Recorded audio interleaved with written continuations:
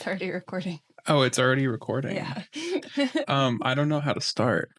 Hello, welcome to Local Music Shapes Culture. I'm Allison Kristoff, and I'm here with Maude Atlas today. Today we will be talking about Maude's endeavors in our local music and art scene. Maude is a painter, Maude is a photographer, and Maude, within the last couple of years, started a band called Frizbee. Yeah, I've been a painter for like 5 years, photographer for like 7, and Frisbee is like just under 2 years old, and it actually just ended.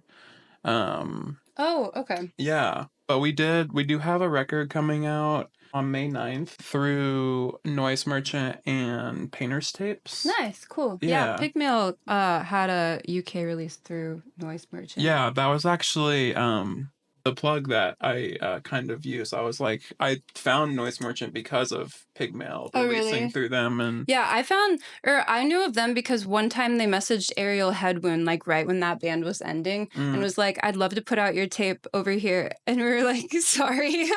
I don't even know if we responded. That's so funny. But he was super on board. And yeah, I forget his name. It escapes me right now, but I literally was just emailing he's a super cool dude. Yeah, but yeah, that comes out May 9th. That'll have like pretty much all of our recordings over the span of 2 years being together. That's exciting because y'all didn't like have many recordings for a while, right? Yeah, we had the split that we released with Pal come out in November of 23, and nothing since then. And that had 3 songs, 2 originals, and a cover. We re-recorded those 2 originals, so they'll both be on the record, and then there's 7 more, but the cover won't be on there, so it'll be 9 originals this time. Cool. Hell yeah. That'll be awesome to listen to when it comes out. Yeah, I'm excited. It's called Sour Kisses. Hell yeah. That's awesome. Yeah. What was it like starting a band as your first band as a vocalist?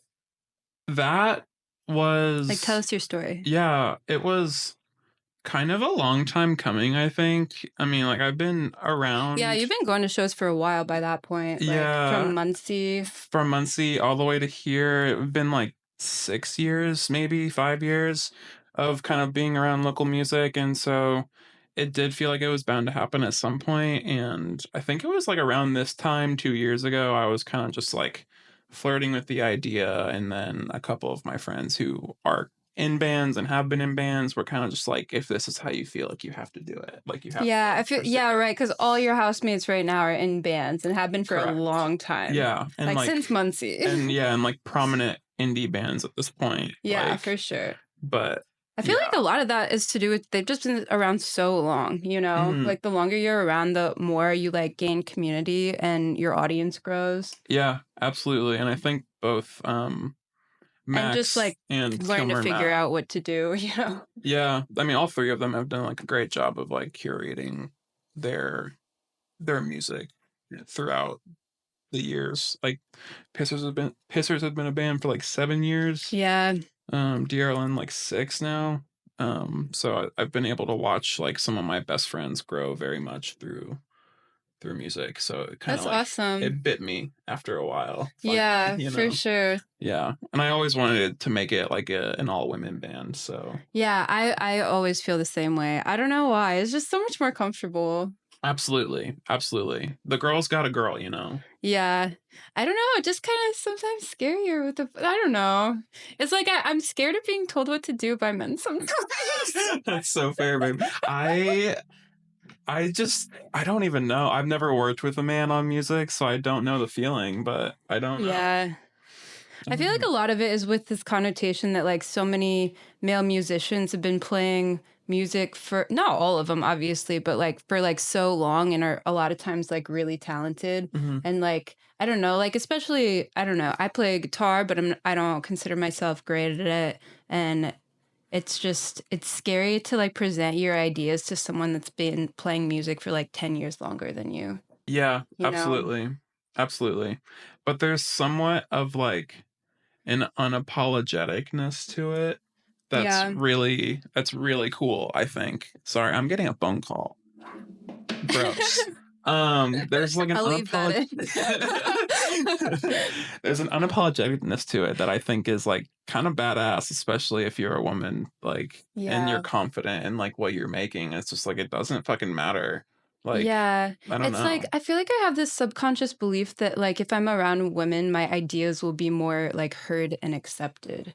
I think that's also very fair. Yeah. I that was one of my reasons for starting an all women for Yeah. sure. Like again, not all the time, but it's just hard to know like what people's subconscious intentions are like, Hmm. or not even intentions, like subconscious conditioning, you know? Yeah, I think it is more conditioning because I think the filtered responses are gonna be obviously kind, but like it can be, I don't know, just uncomfortable, a little bit easier. So Yeah, for sure. why endure that? We don't have to. No, we don't. Yeah. We can keep ourselves safer. I'm really happy that there's like more femme led and femme just like all inclusivity In the scene. in the scene now. Yeah, I Because I feel like feel like, especially with the younger kids. yeah, I feel like even since Frisbee started, like that has gone like exponentially up. Because that was like two Yeah. years ago, and I feel like even, I don't know, scenes change so fast and so much, but like I feel like since then it's kind of just skyrocketed, which makes me very happy. Yeah, me too. Me too.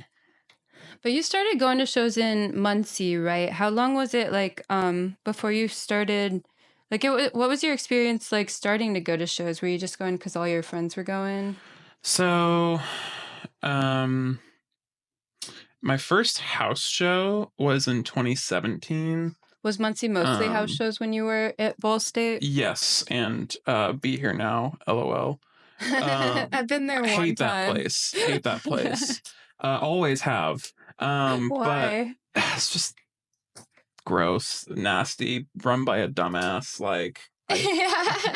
you know, Yeah, yeah, I feel you. It seemed cool when I was there, but that was my first time there. You know, I don't yeah, have like history with for it. sure.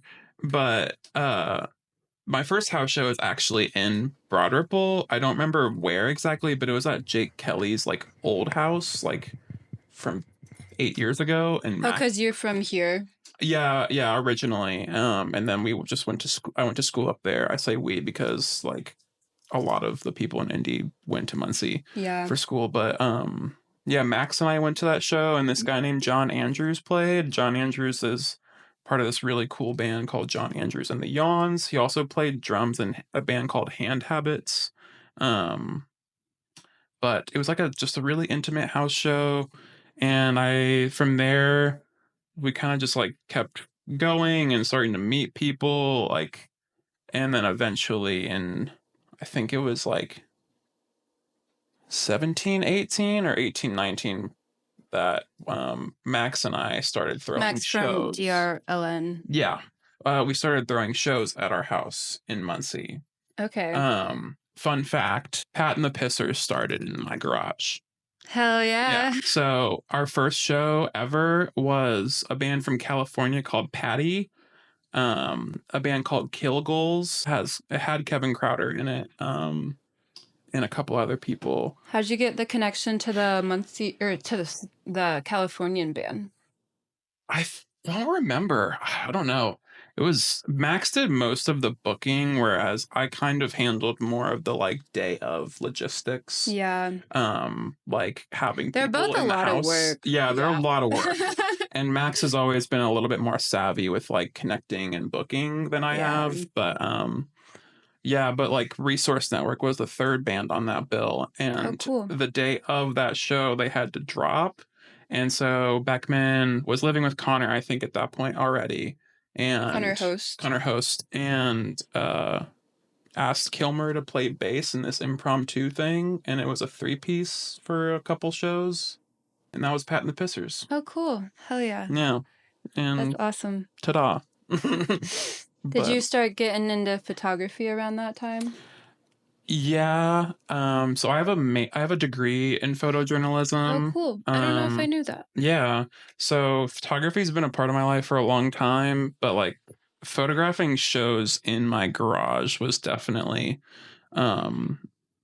one of the first like major projects I think I took on as an artist in general. I would yeah. say it was probably I mean, it's such a perfect opportunity, right? Because it's like such an integrated part of your life. And it's yeah. like also really cool stuff that I feel like people want to see, you Yeah. know? It's like unique Absolutely. And it felt to a like lot of people. it felt like an extra comfortable place to do it because it was my house. Yeah. And I think a lot of the things that I struggled with photography originally was kind of being disruptive, if that makes sense.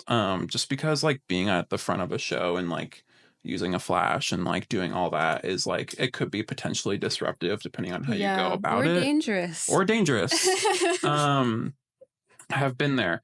But doing it, like starting it in my house kind of made me get over that hump like really quick. Yeah, it is really, I get what you mean. Like whenever I've like tried to take like more action shots at shows, which hasn't been like that much, but it is like scary to just decide that you are meant to be like a photographer Yeah. there and to like get up and like around people, Mhm. you know, just moving people out of your way to like get the shot. Yeah. Yeah. I feel like I don't know. I'm scared like when I did that, I was like scared of my perceived ego or something. yeah, it's you feel very naked. You feel Yeah. very naked because like you're one of the performers at that point. Yeah. It's like weird also Interesting. I never thought about it that because way. you're like unlike the people playing music, you're kind of inserting yourself. Yeah. And so like that's where I think the Right. naked feeling comes from. But like People are like, "Oh, you're someone. You're taking photos." right, yeah. I've always believed though that like a scene is only as good as the people who document it. Interesting. Um, Wow, that's kind of me. yeah, I just think no, I think that's like a central part of like any sort of art community, right? Like, Yeah. how do we look at like history from 40 years ago? That's It's yeah, all that's pictures. true. It's all pictures and videos, and they turn into documentaries, and they turn into like this person knew this person, blah blah blah. Like, so Yeah. you know, I think it really starts and ends with the performers, obviously, but like the videographers, the photographers, the show bookers, like they are equally important in those things. For So, sure. I totally agree. yeah. Like So. we need people to make us look cool. Absolutely. It's a fucking job, you know? Yeah. Like, Yeah, it really is. It's like as important. It's like almost as important. I don't know, as important as the bands. Like for real. Like Mhm. what's a scene without their photographers? yeah. Like, especially now, you need like content and shit. And like, it's not even about that, really. It's just kind of like, I think Right. I think for me personally, why I started originally was so that I can kind of create a connection with the people in the group. Like, and feel more Yeah. like human to human, artist to artist. Like, hey, like, I really loved what you played. I took photos for you. Like, you know, because back then I would just volunteer my time. But like, Yeah. so I would just like give them the photos. And then it's just like you have people that you know. You Yeah. know, like for me personally, I liked making that connection as well as making the art. Yeah, But for sure. Because but I don't know, it makes bands feel good when they get photos of their performance. yeah, yeah. Yeah. I don't know a band that doesn't want to be like Yeah. photographed or at least like look cool in some way. Like Actually, I personally. think I did hear of a band once that like played here that like I oh yeah, I've been to at least one show like that. Oh really? It was like put away your cameras. I don't want to be photographed. I mean, honestly, pop off. If you like if you have the I was gonna say audacity, but I don't even think that's audacious. I think that's just sick. Honestly. Yeah. Yeah, it'd be like low key like that. That's so cool. I was like trying to think of because when I was like, yeah, photographers are so important. Like I'm like, oh man, there are so many people like other roles in music scenes that are so important other than just like the bands and the crowds. It's Yeah. like the photographers, there's a visual artist for merch design. There's like Yep. people that'll like screen print your t-shirts. Mhm. There's people booking your shows, running the doors, recording bands. Mhm. Like there's so many roles. Running your involved. merch tables. Yeah, Like even true. like I hate running the merch table. I won't do it. Like Really? yeah, it's just a hard job. It's a hard job. All of those people play a big part. Is yeah. I agree. It's a communal effort, guys. Like, Yeah, it for real is. DIY forever. So, how did you get like started into painting? Was that like also like in college? yeah. So when COVID hit, I was a second semester senior. So nobody knew what to do, obviously. Mm-hmm. The professors didn't know what to do. The schools just like I don't closed. remember when I first met you. Was it like during COVID? Probably. I feel like it was summer 21, maybe 20, summer 20. I don't know. Yeah, it was. I feel like it was. Yeah, Because I don't feel like there were shows the summer of maybe 2020. around like Shannon House era. Oh, yeah. Yeah. That sounds about right. Yeah. Yeah, when COVID hit, I like so that same garage that we use for house shows, it was called the Sauna, by the way. I never Oh yeah, mentioned that. I was gonna have you mention Yeah, that. Yeah. yeah. We obviously couldn't have shows in there anymore, so it kind of just became like this place where my roommates and I would just paint things for fun, like just to have something to fucking do. And for me, it came at a very pivotal point in my transness, and so it kind of led to me kind of just like opening that part up for myself, and it's kind of just come from there. Like, really, like I literally would just find wood. We had these like rafters in the garage, and there was just a bunch of wood up there, so I would just grab a bunch of the wood and Oh, throw cool. paint on it. And Nice. somehow, like, I'm a very spiritual person. I'm not religious, I'm very spiritual, but like it kind of just opened up a little gate spiritually for me. And Yeah, yeah, for it sure. was wonderful. It was a wonderful time. But What's been like your process, like learning, like self teaching, or figuring out your painting process, like mhm. over the years? Like, what are the major things you've learned about how you want to make your art and how you're Mm, doing it? Like the process. yeah, I think it really depends on the art that I'm making, but it's kind of separated by mediums. So like with painting, it's kind of always been intuitive and abstract and related to my identity, just like who I am and who I am in the spiritual realm. Whereas photography is more about just like capturing motion Mm-hmm. um, and like moments in time. Mm-hmm. Whereas music, like with Frizbee, it was very much just like, I need this catharsis. Like, I need just pure catharsis to go up there and be a fucking brat and, Yeah, and just like, you're good at being a brat up there. thank you. I'm also just a brat in general. Hell yeah. But, I mean, yeah. you're just like really sassy. You know what I mean? Yeah, Yeah, I love a sassy it's girl. fun. It is fun being sassy. Like you really do like look happy to be like asserting yourself in front of people, you know? Oh, yeah. I love to take up space. Hell yeah. I love that. um, but yeah, I think it's kind of just I've always let my intuition like really lead me, and that's so cliche, and it really is, but it does like ring completely true for me. Yeah. Um, and it's kind of I helped think it's me. important, you Yeah, know? it's helped me hone in on like who I am as a person, who I am like I don't know, as far as like my techniques go, and kind of like it has really influenced how I move as just a human being, like communicating with other human beings too. I feel like the intuition knows so much that we like don't know of logically. hmm Yeah, I don't think it really is logic.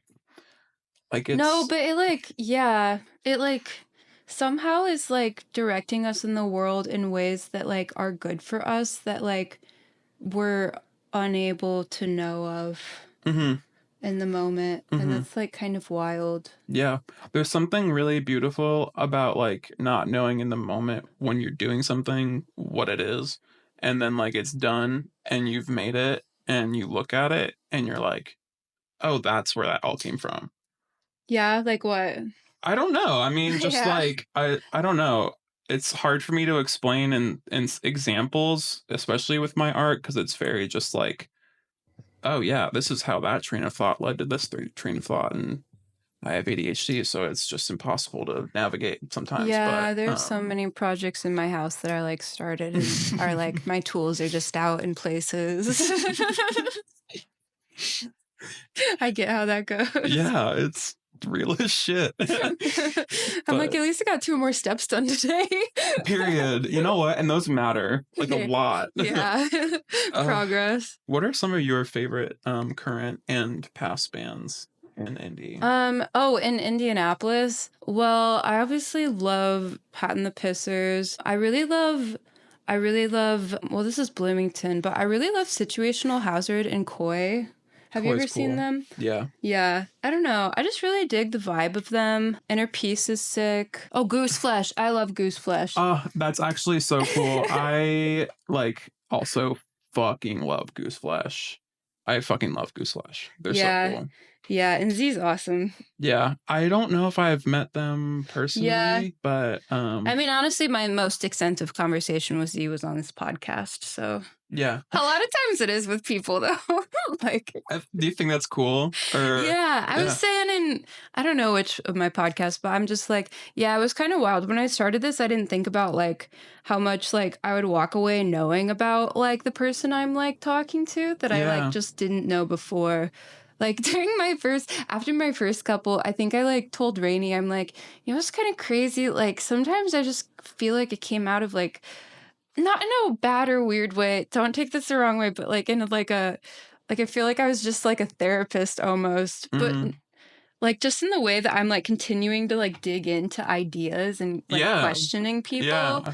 Not that I actually think I'm functioning as a therapist, but you know what I mean? Yeah. Oh yeah. Podcast hosts or therapists. No, I think it's like, I mean, it's a real skill. I don't know. I mean, I did journalism in college and I've done music journalism before, and you're talking to somebody about something that is like inherently egotistical and inherently like surrounded by their identity. So like, yeah. Egotistical, like you're talking all about them. Maybe not talking all about them, but like you're talking about like their art, or you're talking about you know, things that they find interesting. Like, you know, there's ego involved in that. It's not like a negative ego. It's just like, you know. Yeah, like believing you're like worthy to talk about it and like that you should be presenting it to the world. Yes. Like, because how often... Which is how everyone should feel. Yeah, and like how often like do we actually get to feel that way? Like, for sure. Shout out Gooseflesh. Shout out Gooseflesh. I really liked Goomy too when Justin and Mike were doing more stuff. Mm-hmm. Yeah, they were awesome. They were one of my faves. Are they not active anymore? I think like intermittently, is that the right word?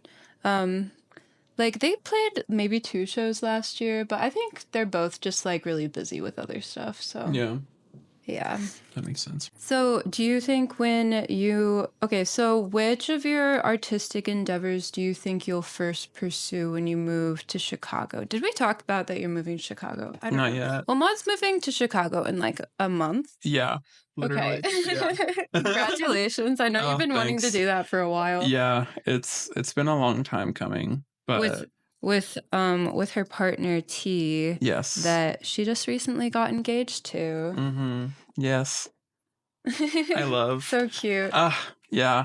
We move in early May, but I think I'll probably pursue painting and photography. Photography, I feel like I've kind of particularly had a lot of like dips and, you know, peaks and valleys, I guess, as far as like my participation in it. Yeah. But I really want to start photographing different things, and I feel like I've been photographing music for a long time. Yeah, things like non-people. Maybe like people, but like in more of a different setting. I don't know. It's kind of it's a very, very like people are always my favorite subjects of like photography. Mm-hmm. We just relate to them so much, you know. Yeah, I think just getting a look inside, you know, like what someone looks like, and you can just see so much emotion in their face and their body language. Yeah. But I think like that kind of comes with like building a community, so that will kind of, you know, happen in due time. But in the meantime, painting is always a good thing to do, like when you're by yourself or, Yeah, you for know, sure. or like freshly moved somewhere, I guess. But Yeah, yeah, totally. I do want to get like involved in music like as soon as I can. Yeah, do you think you'll start like a band again Yeah, eventually? yeah. I would love to not be the one who starts a band, though. Yeah. Yeah, Why is that? it's a lot of work. Yeah. It's a lot of work, y'all. I would agree with that. Yeah, it's like it's fun. And I'm really good at the logistical things, I think, but it is emotionally exhausting. Do you feel like because you started Frisbee, like you're often the one that is dealing like with those logistical things? I mean, like, it's difficult to say because Frisbee was very much a like all four of us have a say.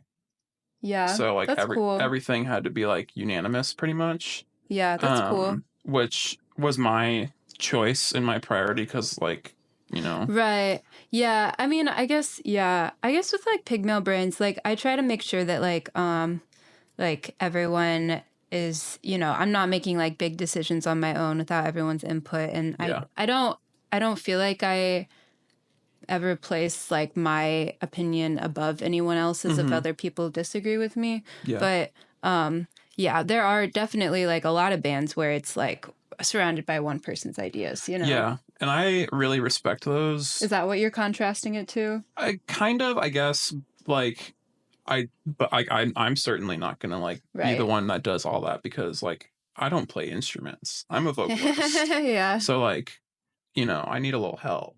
Like, you Yeah, know, sure. I don't really also have like a Oh, with the songwriting, yeah. correct. Yeah, like and I think with requiring help on like actually arranging a song and writing a song, Yeah.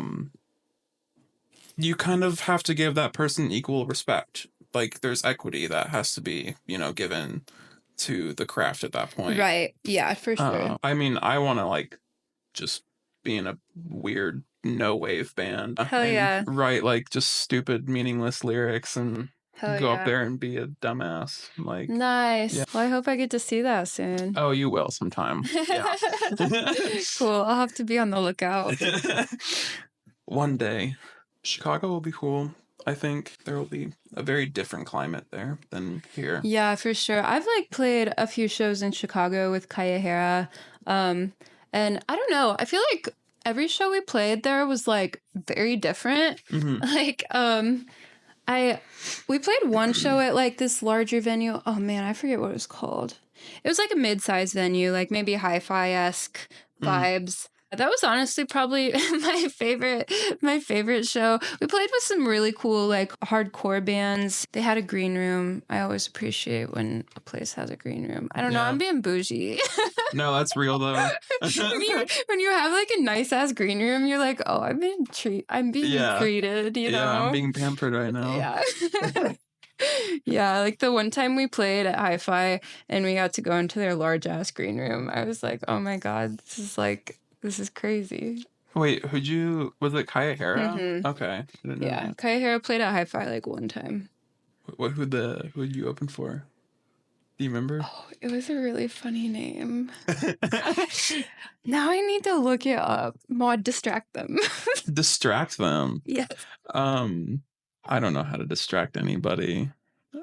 What the hell was that name? If it's funny, I'm just like, I need to know. Oh, I remembered it. It was called Winona Fighter. Period. Shout out Winona Ryder. No, it was Winona Fighter. Same thing. Yeah. I don't know. We didn't really talk to them that much. Yeah. Yeah. Anyway, every show we played in Chicago was kind of different. There were some that I liked less than others, just from like organization standpoint or like just like weirdness of like how the show was like booked or organized, or like playing a show in a toy shop when it's like when it's like 30 degrees outside and there's no seating inside the toy shop and you just feel, and it's like a 5-hour long show because the bands are playing so long, and that was rough. Sounds like nightmare fuel. Yeah, it was kind of rough. That- The fun times were after that when when we all hung out like in our motel room afterward or whatever. Yeah, I've had a lot of fun playing out of town shows with Kaya Hera. I love that. That band is ending now. We only have 2 more shows. One of them's in Richmond on Saturday, and we only have 1 more show here, which is our EP release show, and that's our final show. Nice. Yeah. Yeah. Is it just kind of like time? Or... A couple of like Jimmy and Tyler, I think just wanted. I'm sorry for calling you out. They just wanted to move on to like other projects. It was like it's no hard feelings or anything. So yeah, I guess it is just like time. But that band is awesome.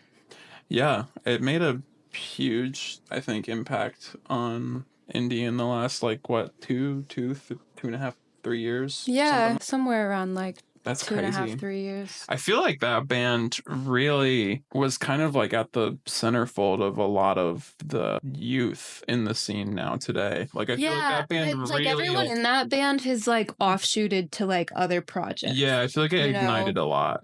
Yeah, for sure. Like even not just even necessarily themselves, but like a lot of their friends that came out to like support them in the scene who are now in like their own bands or just like a lot of the younger kids that are involved. I agree. It's like that. And I feel like they became very involved in like Brady's side of the scene, you know, and like the shows that he booked, like hardcore, metalcore type of stuff. But I'm also like really grateful for joining Kaya Hera because I feel like I wouldn't like have as many, like know as many people like that they're associated with if I had never joined Kaya Hera. Yeah. Like I don't know. I love knowing all the kids younger than me. It's like the people that used to go to the shows like a couple years ago that were at most of the shows we would go to. I just feel like it's like a different vibe, a different crowd a lot of the time. And I still don't feel like the bands that play those shows are very like mix their bills very much. Currently or before? Currently? I don't know. It does happen. I think it's all taking kind of a heavier, like musically heavier wave compared to like when we first met or like going to the same shows like 4 years ago. Right, now. It was more like weird, silly punk bands. Yeah, it was way more like rock and roll, garage punk, like hardcore punk even. And it's kind of taken... Yeah, like weird hardcore punk. Yeah. Yeah, and I feel like a lot of that's because of Brady.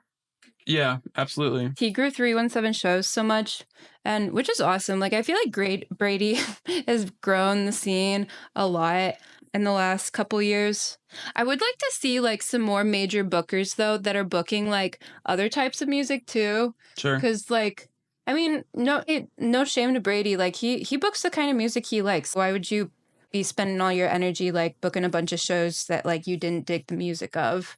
But like, yeah, or that you don't even like know. Like, right. You know, like, for sure. But like, I would like to see like some people come out as like some more major like bookers that are doing a lot of booking in more diverse genres. Yeah, I would like to see that as well for Indianapolis. There's some of that happening. Like, I agree, and there are a lot of cool fucking people who book shows in Indianapolis. Yeah, just probably not as much as Brady. Yeah, as consistently and as like aesthetically curated, certainly not. I also think that can happen.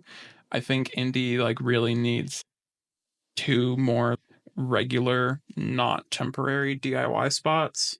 I agree. In order for that kind of stuff to happen. I agree. Because already it's like you're looking like 4 months, probably also because it's summertime, but trying to get like a Friday this summer, probably impossible right now at Healer or State Street. Yeah. Like for the most part. Yeah, I would imagine so. Or Saturday. I'm sure those are like pretty much entirely booked for like like from now until the end of the summer. Yeah, probably.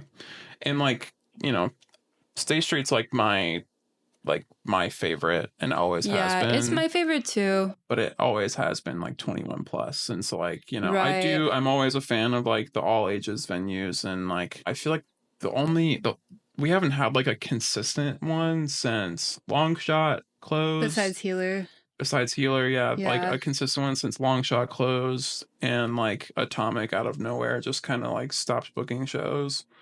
And really, yeah, I mean like they'll have one every like 4 months or something like that. I've maybe seen like 1 or 2 this winter. Yeah, heard. like Because announced. Frizbee played there in September with Power Plant, and yeah, that's the last one that I remember. Yeah. But it's funny you say State Street's like your favorite venue. It's my favorite venue. But sometimes when I talk to like the younger people in the scene, they don't really like it, and they like Healer is their favorite venue. They love Healer. I feel like I get into this conversation with some of them all the time because I I find all the fabric in Healer kind of gross. It is nasty. It smells like a sweaty gym. I get scared of all the germs harboring in that fabric. For sure. I mean, I love that Healer books a lot of shows. Like, don't get me wrong. Yeah, of course. I love that it exists, but yeah. I'm with you on that one. Yeah. Yeah. That's the first time I've said this on this podcast. Anyway, yeah. I don't know how much of that I'll cut out. I don't think anything of that should be cut out. I think it's real as fuck, to be honest. Like, let's clean up the Healer, guys. Like, DIY band together, and let's, like, give the carpets a rub down. Yeah. And just get some more venues open in general. You know, if you're someone that's, like, interested in the DIY scene, really great way to get connected is to start hosting shows. Yeah, we need another house venue here. Yeah, like, I mean, another, as if there hasn't been one for like 2 years now that I know of. Yeah, because Gardner stopped booking shows. Yeah, and Shannon Era was like. Yeah, Shannon Era was like primo house show venue. That house was so funny. That house was so funny. So many characters went through there. Yeah, I'm trying to remember the first show I went there for. I first went there when I was like hanging out with Duck and Susie a lot. And so I was like just hanging out there. And then I went to some shows there maybe. I'm not sure. I just remember the SIGs in the basement. Yeah, that was fried. Towards the end there were just SIGs all over that house. Oh, yeah. Yeah, Indy needs a SIGs Inside venue, guys. You guys, this house show venue, one time, like, they were forced to move out, and when they moved out, like, the realtor that was selling their house, like, she made a TikTok video of it, and it totally went viral in our scene. Oh, I remember that. Because she was like, this house must have so much history in it. What's this, like, black and white checked painted wall in the basement? Oh, yeah, I forgot about that. That was so funny. She's like, oh, the details in this house were beautiful. I'm like, how the hell did y'all get out that smell? Oh my God. They worked their ass off to get that shit. Yeah, crazy. That was a gross house. Anyway, we need another one. I don't actually. I'm leaving. I don't like. Y'all need another one. Yeah, Maud's just looking out for us. I'm just here to supply some ideas for y'all. Yeah. Do you have anything else? Not really. Not really, no. Okay. Well, thank you guys for joining in to Local Music Shapes Culture. I'm Allison Kristoff, and this is Maude Atlas, who's awesome and in our scene, and a beautiful artist and vocalist and photographer. And she's moving to Chicago soon, so we're not going to have her anymore. Where? But it was great getting to know you, Maude. Yeah. Thanks, Allison. If you guys want to support my podcast, you can subscribe to my YouTube. Substack hosts this podcast in its RSS feed, or you can listen on Spotify and Apple and leave comments because I love to hear from y'all. So thank you for joining in. Bye.